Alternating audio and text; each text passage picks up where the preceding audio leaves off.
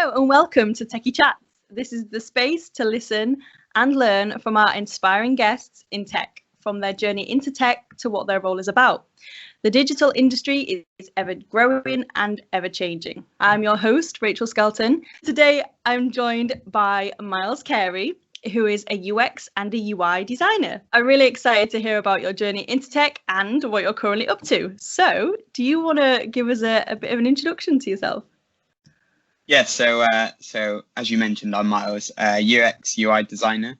Haven't always been a UX UI designer. We do first and second charge mortgages, and then I've got other projects on the side that I do as well with like charities and stuff. Get into that more later. But yeah, before this, I was a digital marketer for 3 years, and I did that. I never went to uni, so I did that from since I left school at 17, and then I went to a bootcamp for developers, and then I became a UX developer where I am, and now I'm a UX designer. So yeah, that's basically it.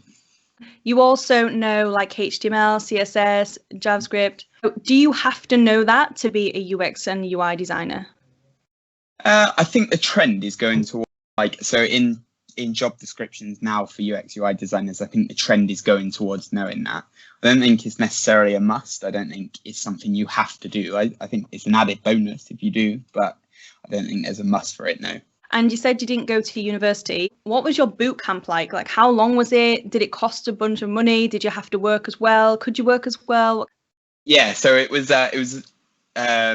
called Knology, and they kind of, once I had got through digital marketing, I just left the company, and it didn't excite me the way it should have done at that point. And it wasn't challenging me anymore. So I kind of said, well, just try something new. And Knology approached me. They were advertising at the time for like this boot camp, and I knew of them. There was one in London that I knew that Monzo and Starlin had hired from, so I thought they were cool anyway. But this one came along and sounded really good. It it was backed, and it still is backed by a recruitment company, so they kind of do the recruitment afterwards as well, which is cool. It was intense 3 months. I can't remember how much I paid, but it was a chunk of money. But they did a great thing where you could pay once you had finished, and so they spread it out over the 12 months. So yeah, that was really good. It was really intense, really good. But the kind of people that ran it were really good. Liam and Shay, they were brilliant people, and I couldn't have learned from better people at the time. Course mates were great. We're still in touch now, still good friends. Nice little community. So yeah, it was good. It was intense though, really tiring couple of months. Able to like work at the same time, or was it just like strictly focused on your course? You could if you wanted, but the more you put in, the more you get out. So I kind of worked for a month beforehand to set myself up with the money that I needed to go through it, which was good. That gave me a nice opportunity just to kind of get my head down and focus fully. And I think that's the same for everyone. I think everyone needs to do what's right for them, but ultimately, the more you put in, the more you're going to get out. Well, that's really interesting as well to find out how you managed your time with that. What did you do after your boot camp? So yeah, I went into a UX developer role in the company I'm at now. So they hired me straight out of the boot camp, which is good. I think that was mainly, generally that was focused around development, but I was working with the head of UX at the time, who's obviously now still my boss. So I was just working with him to do general bits and pieces. We were building design systems, and we were building a new commercial offering. So we're still working on all that stuff, but now it's nice because I get to transition to a designer and get to do the designer stuff. So yeah. What is your favorite part of your role? I think the user testing is my favorite part. We go through multiple stages of like research, and then we'll go into kind of low fidelity prototyping. Then we'll go high fidelity prototyping, iterate, user test, move on kind of thing, and do the next feature. The user testing is the bit where you really get to see what people think about you and your kind of your brand and your work. And that's really exciting for a UX designer. I think that's the point of what they do. You know, that's the point of what we do. If it's not working for our user, it's not going to work for us. So we have to be, I think businesses in general should have this approach now where you have to put the focus on your user, because what's the point in building anything for anyone if your user's not satisfied with it? So what does like a day of your role look like? In my role, I kind of work still across the two. So I'm still kind of doing my old job, kind of doing my new job. So I mix and match. But I'll explain maybe a bit more about the UX process, which will help. So you kind of go into this research phase at the start, and you do some market research, and you kind of look at what similar brands are doing maybe, and you would look at what they're offering and how they're offering it and see how that differs to what you're doing or what you're going to do.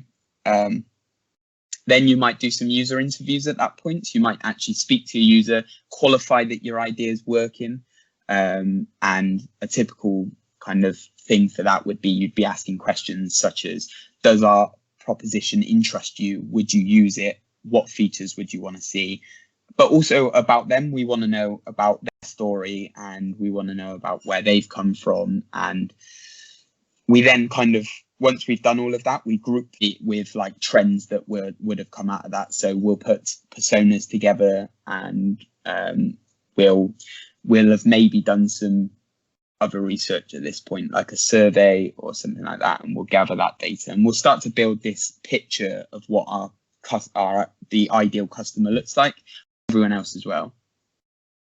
Once that's done, we'll then go into like the low fidelity prototyping. You tend to do all of this off of like features, so it'll be on a per feature basis, but sometimes you can do the research for the whole app.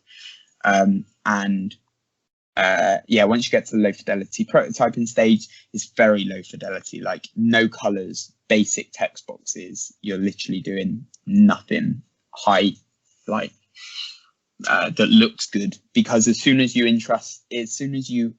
introduce things like that, people start to get fixated on the colors and and a picture that they might not like, and that's not useful. You want to really, the point of the user experience designer is to figure out what how the functionality works more than anything. We don't really care about colors at this stage. We'll then use the test app and see if we're on the right lines. So sometimes you'll get like prototypes that actually work and the user can click through. Sometimes you'll lead them yourself, depends on what you're doing. And they'll give them task-based stuff.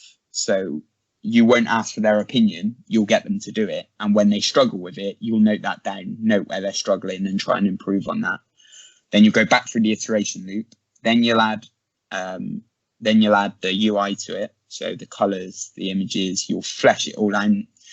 Once all the functionality is done, then you'll iterate again on that, just use a test quickly just to confirm that you've got everything you need. And then it goes to handover to the devs or whoever does it. What would you say your biggest challenges of your role is?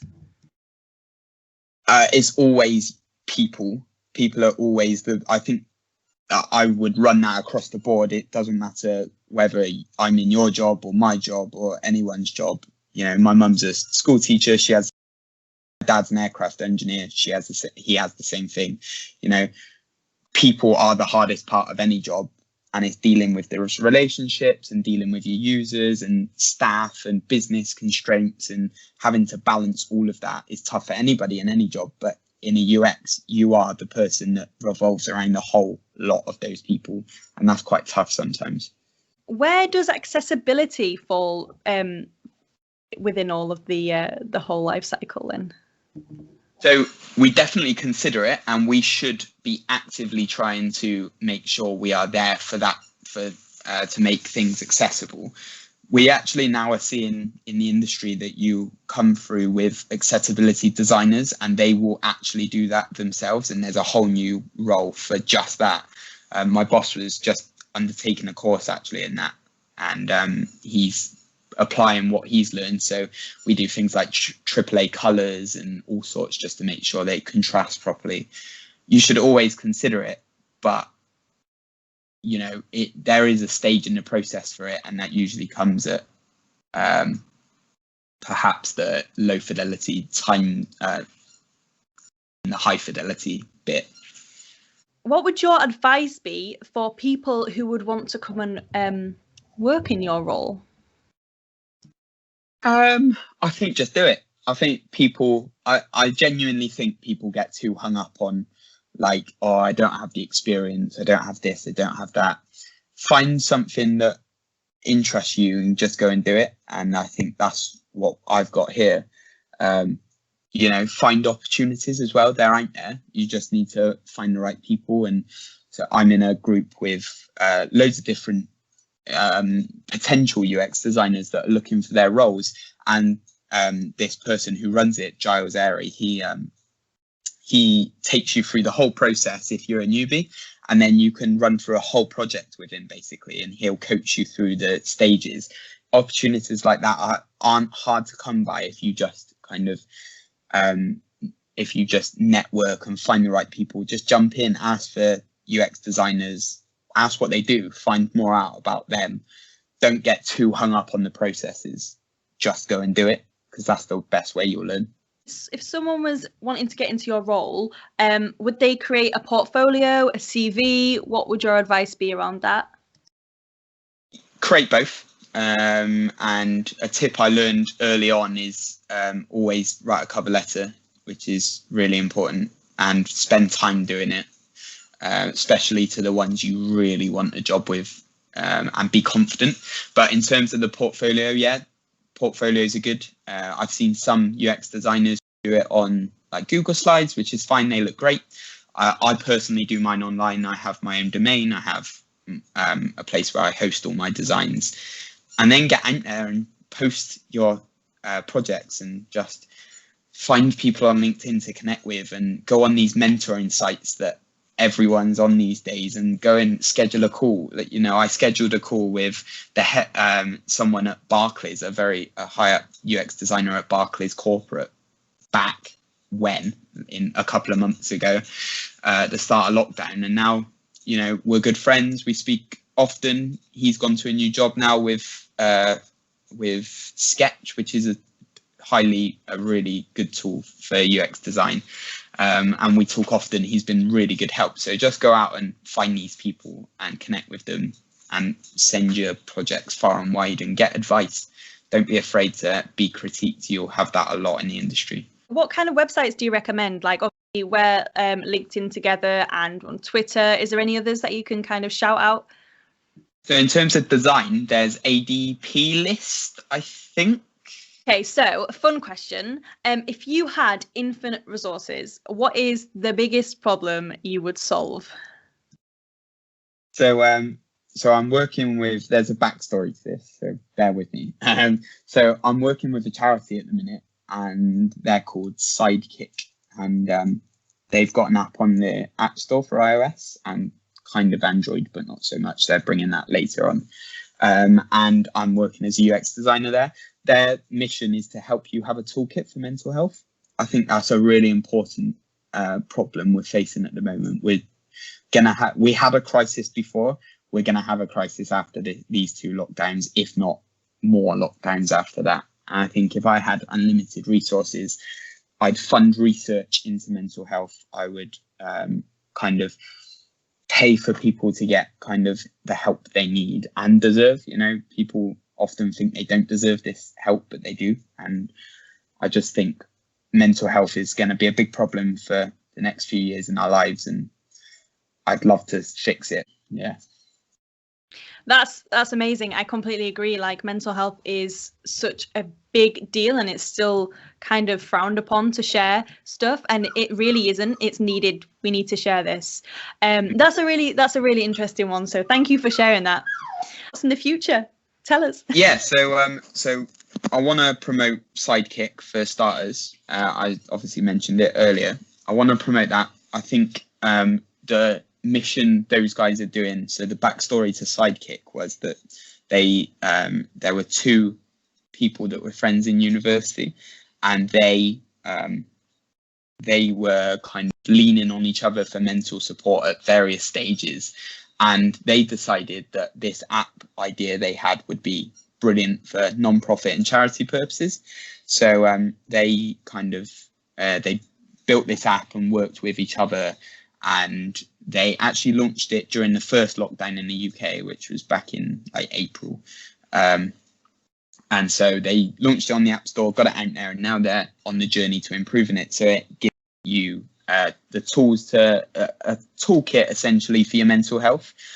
As I said, mental health is so important, and I think they deserve all the credit for setting something like that up and not asking for money. You know, people like there are other players in the industry that ask for subscriptions and ask for all sorts, especially where apps are concerned, but they've committed to never having fees, which is brilliant, never asking for subscription fees. And I think they've got a great thing going on there. Proud to be involved with it. I think that's really good. But just generally more around mental health, I think I should promote at this point for people to talk and people to open up with friends and family and check in with people. I think we're in the UK, we're obviously just coming out of another lockdown, but people are going into different tiers. But all across the world as well, it's been a really tough year for everyone. And it doesn't matter whether you've got mental health issues or not, you should still check in on people, and you should yourself get a chance to talk about anything you need. And yeah, just the final one for kind of NHS staff and everyone. Obviously, generally NHS is amazing this year, but specifically those ones in mental health and in like charity mental health and even private mental health practitioners all deserve huge amounts of praise for what they do for the country non-stop and across the world. They really do heroic work that my work won't even ever come close to it. So yeah, just a shout out to them. So where can we find Sidekick? So it's not on Android just yet, but it's on iOS. Is that right, as the app? It is, yeah. It's got like a origami type logo, but you can find it at sidekick.org.uk. That's brilliant. And where can we find you? Because I know you have so much good work out there, and we want to look at your portfolio. We want to see what you're doing, keep up with you. Where can we find you online? So you can find me at myles-carey.co.uk. So Myles with a Y. Many people get that wrong. You can find me on Twitter at Mr. Myles Carey, and you can find me on LinkedIn as Myles Carey. Loads of stuff on there. If you want help with your project, then let me know, and I'll be happy to speak to you about anything. But yeah, you can find my projects on there. I've just completed a new one called AeroS. So this was one that I did in the Game Changers group, and which is with Giles, and it's about this. He came out with a brief to help some industry during COVID times. So I chose to do an airport app where actually most of the processes would be hands-free and done on your phone. So it would check if you had a mask on before you could enter the airport terminal. It would talk you through the baggage process, the security process. You could go into like the restaurants there and do track and trace. So yeah, check that one out. That's a good one. That's amazing. So everyone who's watching this, go check out Myles's work. He's fantastic, and his work's fantastic. But yeah, is there anything else that you want to mention before we round this up? Just one more piece of advice I thought about. Amazing, please do. Since we've been talking, so I have an unbelievable. I think in work it's really important to build good relationships, and in my work I have an incredible team and an incredible boss and an incredible marketing director that we sit under as well. And you know, I owe a lot of where I am now to them and their opportunities that they've provided me. And my boss, Leon, has been absolutely amazing, brilliant with me, really wants to help me build my career. So I don't think you get anywhere without anyone else, and you should raise people up as when you get to that point as well. So just a really important tip, I think, for people. You win together and you lose together as well. I remember when I got let go from one of the roles that I was doing as a junior developer, I was just like, I have no idea what to do. And that's when I was in the community. That's where, we were meeting, like we met up. So having that community around me, having the Junior Hub community, having Leeds front end and the tech scene is so important. Not only people there to support you. You're there to support them. And sometimes I think it's easy to think, oh, I'm a junior, what can I do to input?